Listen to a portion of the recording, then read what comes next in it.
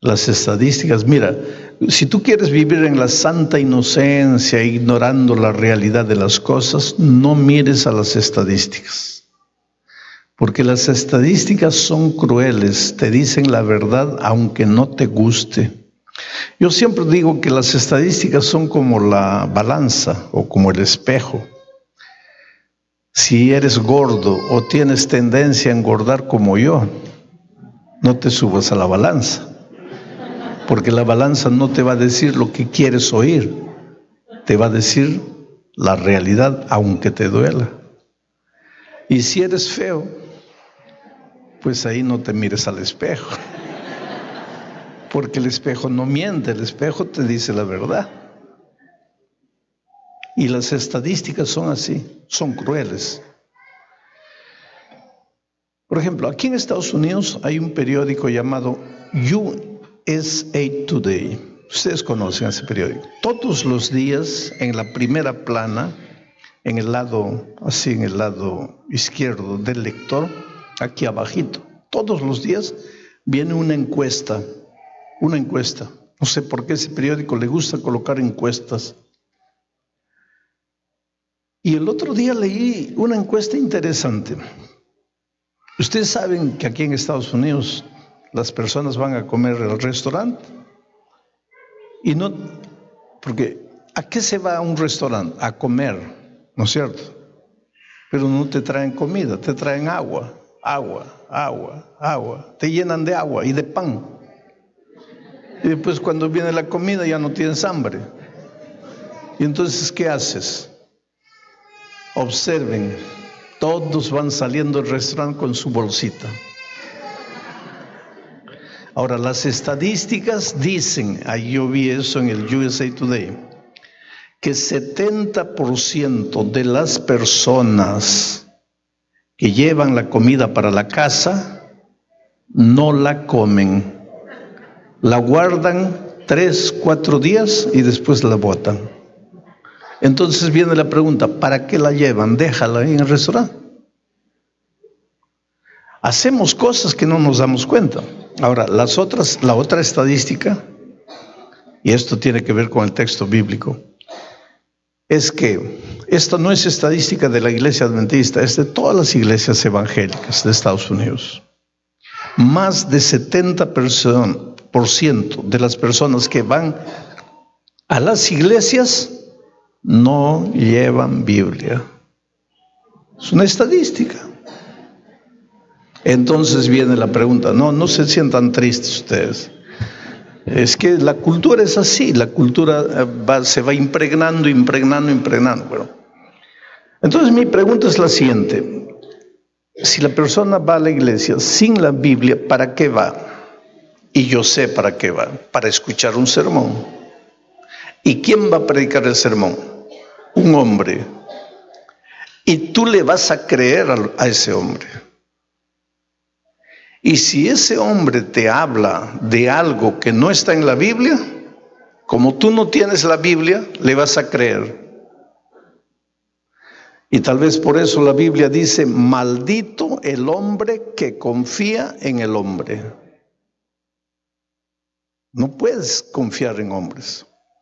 El otro día, el problema es que nosotros estamos cada vez lentamente así, sin sentir, dejando de escudriñar la palabra de Dios y estamos más comenzando a seguir a hombres, a creer en hombres. Y yo en nombre de los pastores les agradezco por la confianza que ustedes tienen en nosotros los pastores, pero no confíes mucho, mira la palabra de Dios. El otro día, por ejemplo, yo encontré una iglesia muy bonita, unida, pero ahora está partida, está dividida, está rajada. Y pregunté cuál es la causa y alguien me dijo, no, porque un hermano llegó aquí con la idea de que celebrar cumpleaños es pecado. Ahí el otro hermano dijo, pero ¿por cómo es pecado? Si yo en mi cumpleaños agradezco a Dios, me reconsagro a Dios y le pido que me ayude el nuevo, ¿cómo eso va a ser pecado? Y el otro dice, no, eso es pecado porque es de origen pagano y la iglesia unida ahora está rajada. Entonces yo hablé con la persona que cree que celebrar cumpleaños es pecado. Le pregunté, pero hermano, ¿de dónde usted sacó? A ver, muéstreme el texto en la Biblia. Y lo que me dijo me asustó. Me dice, pastor, en la Biblia no está. ¿Y por qué hace tanto problema? No, pero el pastor fulano ha dicho. Ahí yo quedo asustado. Porque nosotros no seguimos a pastores. Llámese Bullón, llámese Soria, llámese Leslie Aragón. Nosotros no seguimos a hombres. Nosotros seguimos a la palabra de Dios escrita. Y es por eso que de un tiempo para aquí me he propuesto nunca predicar un sermón sin que el texto bíblico esté escrito. Para que ustedes vean el texto, vean el texto, vean el texto. Pero nuestra cultura es interesante, porque el otro día el que estaba en el control de la pantalla se molestó y me dijo, pastor, vamos a colocar el texto 1 minuto, 2 minutos, pero después la gente quiere verlo a usted. Interesante, la gente quiere verme a mí, pero no tiene que verme a mí. La gente tiene que mirar a la palabra de Dios. Pero nuestra cultura hace que el hombre sea el importante. Y tenemos que hacer todo para combatir esa cultura. Esa no es una cultura saludable. Eso no le hace bien a la iglesia. Entonces, dicho esto, como introducción, voy a hablar un poco de la Biblia, del texto bíblico. Solo que antes de leer el texto bíblico, quiero decirles una cosa. Predicación es la exposición de la palabra de Dios. Y la palabra de Dios es la Biblia. Por eso yo en las clases que doy a los pastores, les doy clases de predicación.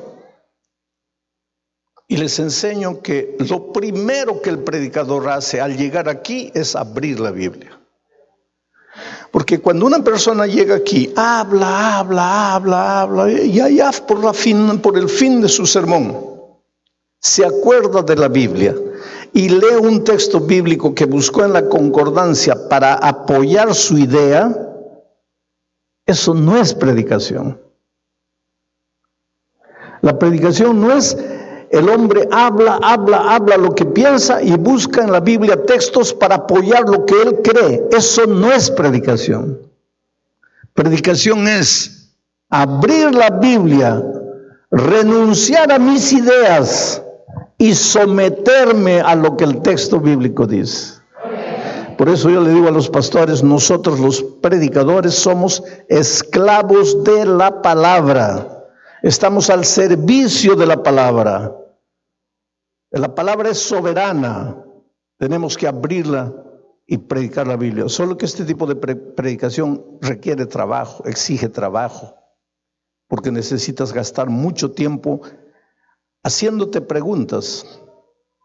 Por ejemplo, cada vez que tú quieres preparar un sermón de un texto bíblico, la primera pregunta que tienes que hacerte es, ¿quién escribió esto?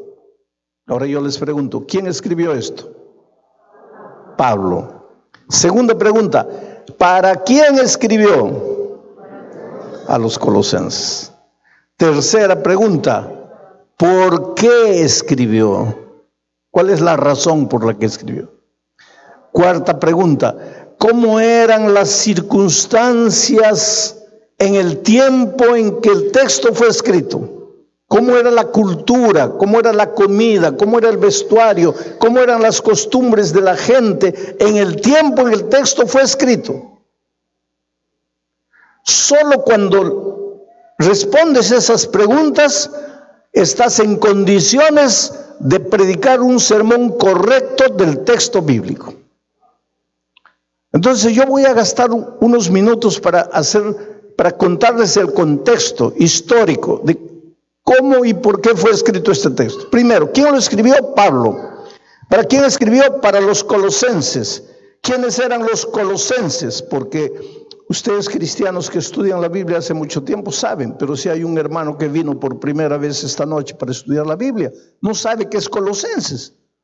Y nosotros pensamos, Colosenses, ya, nosotros sabemos, Pero una persona que por primera vez abre la Biblia se va a preguntar, ¿y cómo se come Colosenses? Pensando que es comida. Entonces hay que explicar cosas simples. Los colosenses eran los hermanos que asistían a la iglesia de Colosas.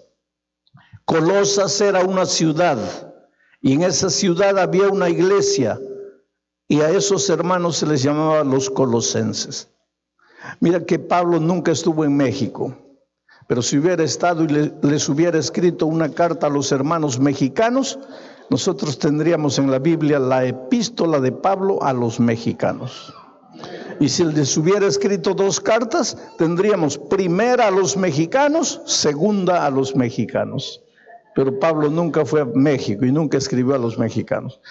Pero Pablo tenía un sueño, quería plantar la iglesia, porque Pablo era un fundador de iglesias, por donde pasaba fundaba una iglesia. Y él tenía el sueño de fundar la iglesia de Colosas, porque en Colosas no había iglesia cristiana. Solo que el sueño de Pablo no se realizó, porque antes de que viajara a Colosas para establecer la iglesia, ahí lo agarraron a él preso y se lo llevaron preso a Roma. Y no pudo plantar la iglesia en Colosas.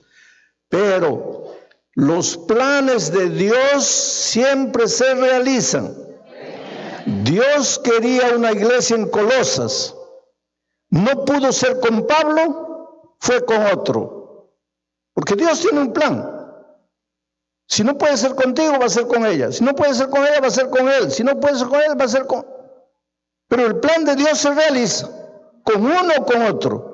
Y todos debemos estar dispuestos a ser instrumentos en las manos de Dios.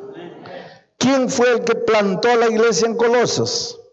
Un hombre que tenía un nombre medio feito.